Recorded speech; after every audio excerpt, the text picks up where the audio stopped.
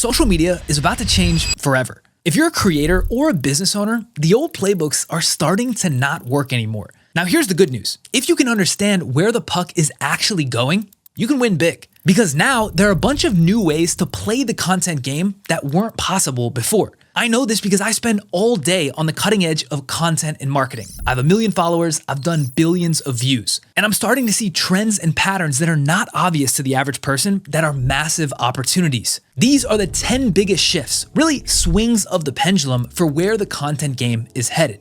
And I'll give you the exact tactics for how to shift your content to take advantage of each one. All right, now the first big social media shift we're gonna talk about is content strategy. Specifically, how are the top creators and brands changing their strategies based on the trends they're starting to see work on social media? Now for each of these trends, I'm gonna try to explain the shifts in terms of a pendulum, because that's really what happens in culture and media. Things start one way, eventually they swing to the opposite side, and then usually they start to swing back. If you can understand where we're at, and more importantly, where the pendulum is swinging to next, you can skate to where the puck is going and be there when it arrives. So in this video, I'm gonna break down the social media pendulums, specifically where we're at today and where the pendulums are headed in the future.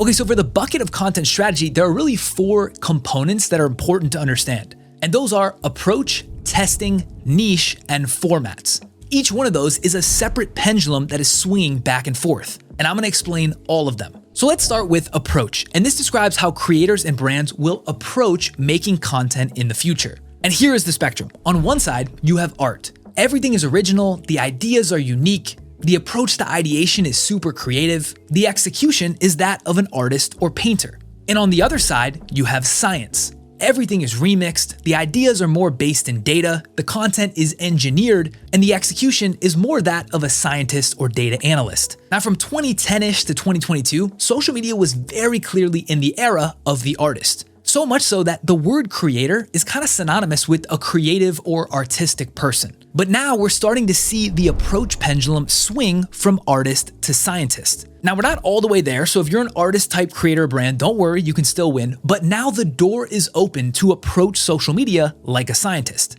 And this means that creators and brands can now engineer winning videos by studying the data, patterns, and trends. And this is my big prediction for the future of social media. It's really the mega trend of this video. The word creator will now include a specialization of social engineers. And this new science-based approach to content is now possible because of For You algorithms and AI-driven content workflows. Essentially, people can now test new content ideas risk-free because they can spin up a brand new account and hit the For You page. And if those new tests and experiments don't work, they just kill the account, start a new one, and start fresh. And there is now finally enough data on which videos work best for people to start to see patterns and trends. So again, we are moving from artist to scientist on this first pendulum. The second piece in this content strategy bucket that I already alluded to is testing.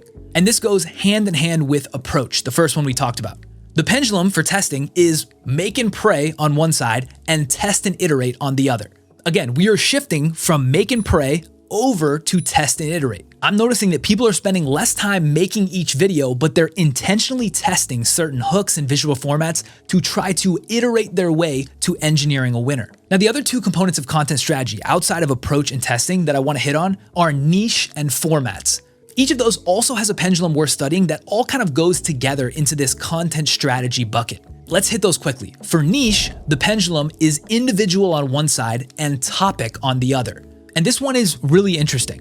When we started in the social media world, most people were known for topic-specific strategies. That's where we were on the pendulum. It was so early that people treated social media like a topic-focused blog. But from 2015 to 2022, we entered the universal personal brand, where most of the content gurus said things like, you are the niche, document your life, make content about anything you talk about, etc. And the pendulum shifted from topic to individual, where the individual was the niche. And this worked really well in the pre-For You era, where content supply was severely lacking and all the content was only seen by people that followed you. But now we're shifting back on the pendulum from individual back to topic. I think the you are the niche concept was a good one in the previous era, but now in the For You era, it's foolish and not gonna work. And this is because modern algorithms have been updated to hyper-target match specific audiences and specific channels based on topic consistency. I've covered this in previous videos, but if you want to perform better quickly, just narrow the set of topics you talk about to a single one, and the modern algorithms will start pushing you harder. Okay, the fourth piece of the content strategy pendulum set is formats, and this one goes hand in hand with niche. The sides of the pendulum for format would be mixed, we'll call this a variety show, and then singular, we'll call this series. In the individual niche era of You Are the Niche, not only were people making a lot of different topics, but they were making a lot of different formats on the same channel. This is mixed, like a variety show. You might see vlogs, studio tours, voiceovers, green screen, etc., all different types of formats on the same account. But the future, with where we're headed and where the pendulum is swinging, is towards singular and a TV series. One format, one topic on one channel, run like a TV show. Think about it, when you watch an NFL game, would you like if there was an unexpectedly different format every single time you turned it on? Of course not. You like things the way they are, the set format that works, and you want them to keep running that over and over. It's the same thing with social media. Once you have a winning format, do not switch it until it stops working. You can start by running a mixed account to test and find a winner, but once you find that winner, you transition it to a singular focus and triple down. Like I said before, creators and brands in the future are gonna have many different accounts, each one focused, single topic, single format. All right, now the second big bucket of shifts that I wanna cover is editing, pacing, and visuals. And we've got three components here which each have their own pendulum: formats, pacing, and style. So let's break those down. The pendulum for formats is common versus unique. And the question here really is this: is the editing and the visual formatting of videos starting to converge on the same common set of visual formats, or is it diverging around unique visual formats for every creator? Where exactly are we headed for visual formats? And to be specific, when I say visual formats, what I'm talking about is the hero visual, either the A-roll or the main B-roll, and the layout for how it's presented in the video.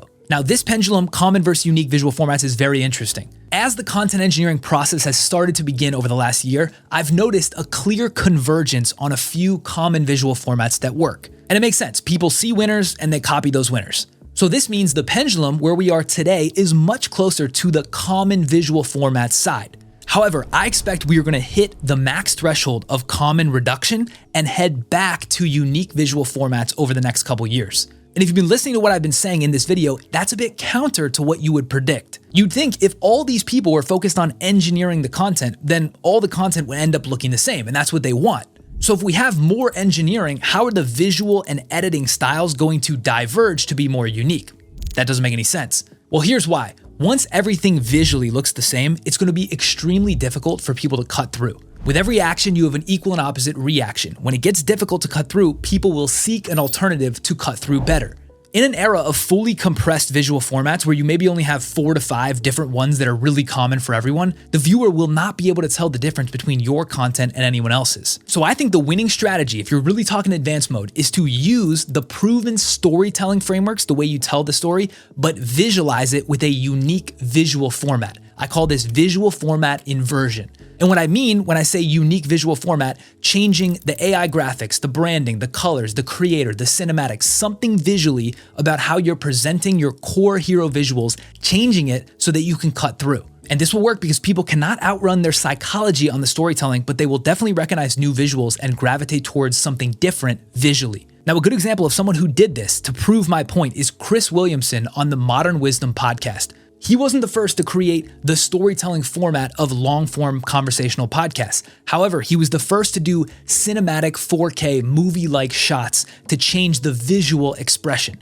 Now, on the visual pacing front, we have two sides of the pendulum, slow and fast. Are we getting slower with our editing pacing, or are we getting faster? Where is the trend going? And this one is a bit tricky. Essentially, I see two types of content lengths emerging, two types of content that we're seeing over and over. We have the shorter content, which is getting shorter. That's the Dopamine Casino short form video feed. And then we have the longer content getting longer. The 3-hour Joe Rogan podcasts, 8-hour Kai Cenat streams. Even these types of medium form YouTube videos are getting longer. Mr. Beast's average video is up from 12 minutes to 18. My videos are typically 20 plus minutes. You're seeing these medium form extend, long form extend, short form compress. We're seeing a divergence in content length, end of the barbell. So for a sense of content length, there's actually two paths. But from a pacing perspective, where on the pendulum are we headed? Slower or faster? I think the answer is faster visual switching. Let me explain what that means. What happens when you watch a ton of videos on 2x speed for a long time? When you shift back to 1x speed, it feels way too slow, like you're watching in slow motion. Well, the truth is our brain's preferred consumption speed is slowly drifting faster and faster and faster because of the TikTokification and clipification of everything in our life. This literally means our brains get bored faster when the pacing is too slow. So it's not that the verbal delivery of words in long form content or short form content is gonna get faster. I don't think that can get any faster. It's max peak. But the dead time in terms of wasted segments, zero visuals on the screen, no switching, that is gonna go away. This is what I call visual switching or visual pacing.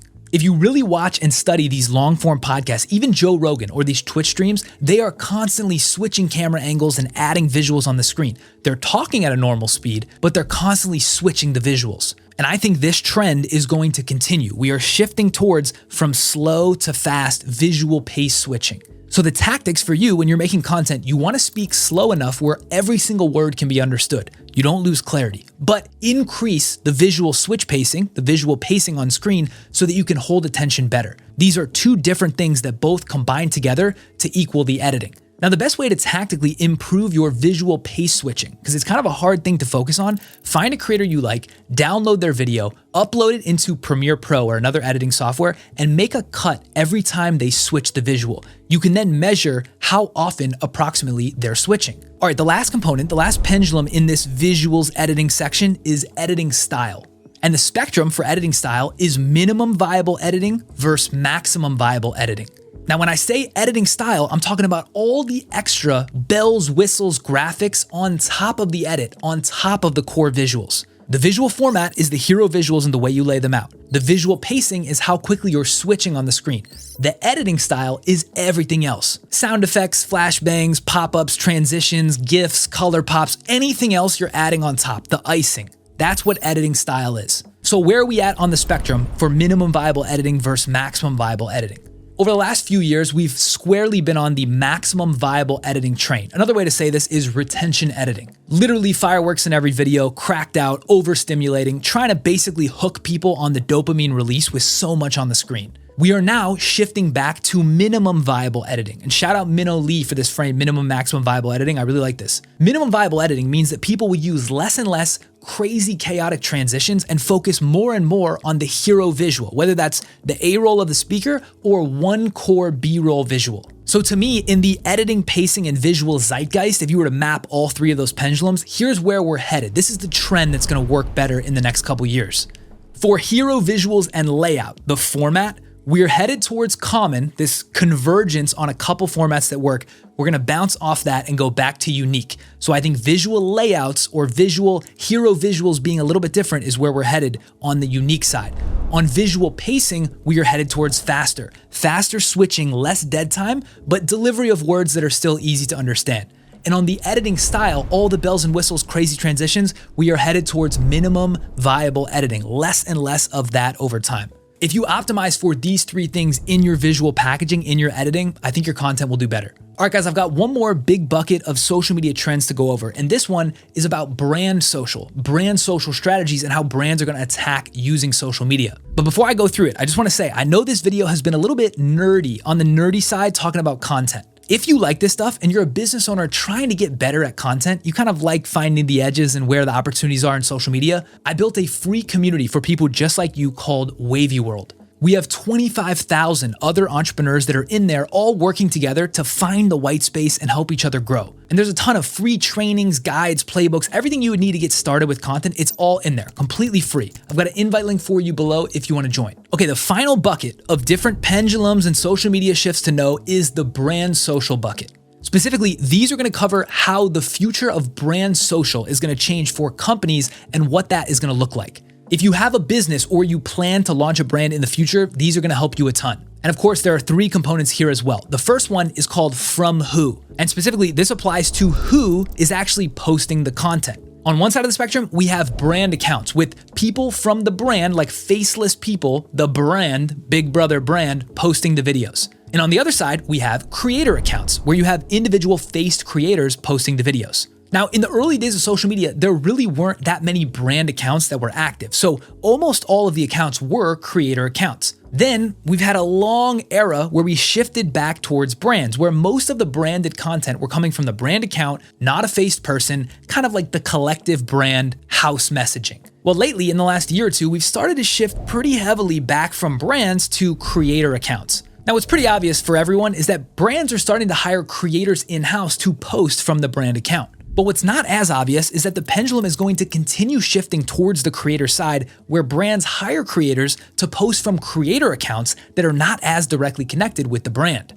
And this leads to the second component of this brand social bucket, which is number of accounts. The spectrum for this one is one account on one side versus multiple accounts on another. Now, I talked about this a lot in a previous video, but I think the future of brand social is having an umbrella of accounts, multiple accounts run by many different creators that all link together to funnel back to the brand. And to bring everything back together, based on what we've said in this video, that umbrella is going to be engineered by a social scientist. Now, this doesn't mean the brand is going to abandon aesthetics or creativity or brand guidelines, but what it means is they are shifting from the brand account to the creator account and from one account to many accounts.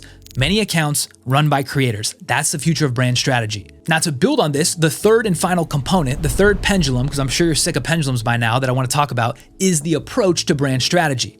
On one side, you have the top-down general, where maybe you believe there's going to be one or multiple accounts, but they're all going to be controlled in-house by the brand. On the other side, you have the bottoms-up army, where the brand is only doing one thing, but they're really hiring and contracting an army of UGC creators outside of the brand zeitgeist that are all driving traffic to the brand. Now today, weirdly, we're at the bottoms-up army side, but instead of UGC creators and clippers, really brands are working with influencers, but they're all outside in. That's this bottoms-up piece.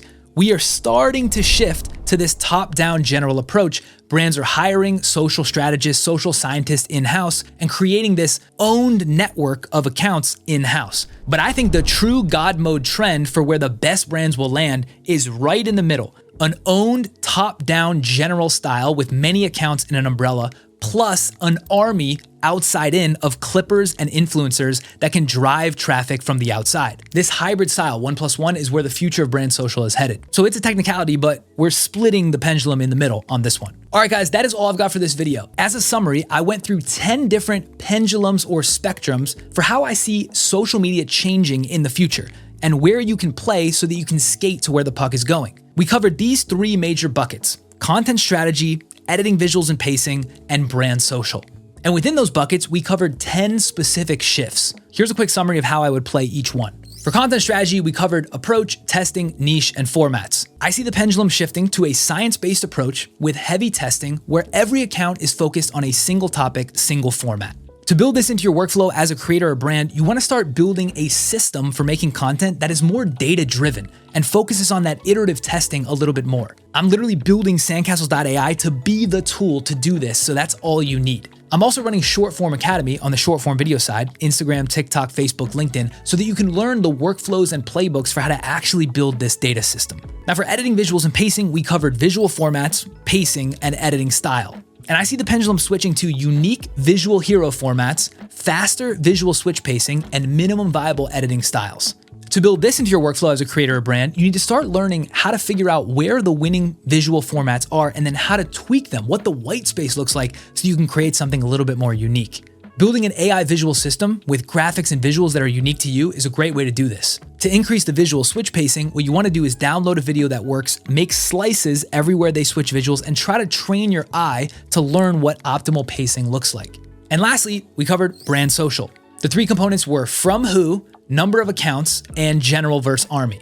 And where I see the pendulum going is that brands are going to have a lot of creator-driven accounts, creators, many accounts in-house, plus an army externally combining to drive traffic both ways for the brand. And if you're a brand, the best way to really build this system is to find a creator in residence and hire them. That's somebody kind of like me who knows what they're talking about and would know how to engineer this from the inside out. There are not a lot of people who know this stuff right now, so if you can find one, I'd pay anything to get them in-house. As always, guys, I'm trying to go above and beyond just to give you the cheat codes to grow your business faster. By now, if you've watched, we are so deep into this channel, all I'm doing is trying to give you the answers. So if you like that, please subscribe and definitely comment on what you want to see from me in the next video. I'm trying to predict what you guys want. If you tell me, that's how I'll guide my video selection. As always, we'll see you guys on the next one. Peace.